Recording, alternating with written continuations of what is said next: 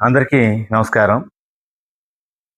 కాశీబుగ్గలో ఒక మహానుభావుడు, ఒక మహోన్నతమైన వ్యక్తి, దైవాంశ సంభూతుడు శ్రీ ముకుంద పండా గారు.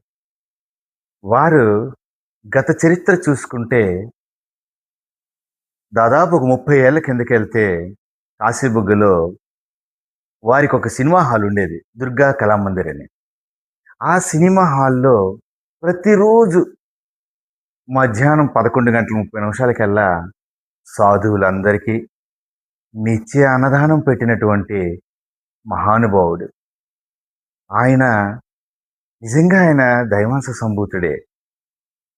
ఆ తదుపరి కొన్నాళ్ళ తర్వాత వ్యాపారాలన్నీ ఆయన క్లోజ్ చేసుకొని, ఆయనకున్న తోటలో అక్కడ ఆయన స్థిరపడి నివాసం ఏర్పాటు చేసుకొని, అక్కడ మంచి మంచి రకరకాలైనటువంటి ఒక ఉద్యానవనంలా ఆ తోటని క్రియేట్ చేసి, అక్కడ ఆయన జీవనోపాధి సాగిస్తున్నప్పుడు, ఆయన మదిలో ఏమైందో ఒక అద్భుతమైనటువంటి, ఒక అద్భుతమైన శ్రీ తిరుమల తిరుపతి దేవస్థానం ఎలా ఉంటుందో అలాంటి ఒక చిన్న తిరుపతిగా పేరొందినటువంటి, ఎవ్వరి దగ్గర ఒక రూపాయి కలెక్షన్ లేదు, ఎవరి దగ్గర డొనేషన్స్ లేవు, సొంత స్థలం, సొంత డబ్బులు, కష్టార్జితం.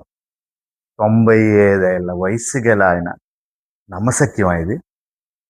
నిజంగా నమ్మగలమా? మనం చేయగలమా? దానికి ఎవరు ప్లాను లేకపోతే ఎవరికో స్థపతికి తెచ్చి చేయించడం కాదు. ఆయనకి భగవంతుడు చెప్పారు, చేశారు.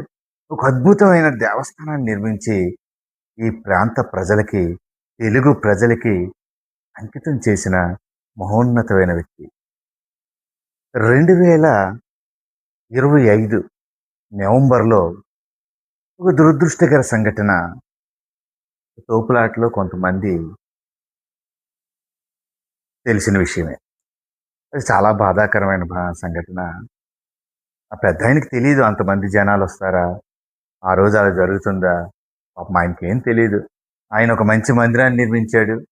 కోట్లాది రూపాయలు విలువైన స్థలంలో నిర్మించి ప్రజలకి అంకితం చేశాడు ఆ మహానుభావుడు. సరే, ఆ దురదృష్టకర సంఘటన జరిగింది. దాని మీద కొన్నాళ్ళు గుడి రా రాకపోకల కోసం ప్రజలు సింగిల్ డోర్ అవ్వడం వల్ల ఇబ్బంది అవుతుంది. వెళ్ళేవారు, వచ్చేవారని ఏవో డైరెక్షన్స్ ఇచ్చారు. దాని ప్రకారం ప్రభుత్వం వారు ఇచ్చిన డైరెక్షన్స్ ప్రకారం వారు కూడా తయారు చేశారు. కానీ ఇక్కడో చిన్న దారుణమైన ఘటన. ఈ భారతదేశంలో ఎక్కడ ఏ టెంపుల్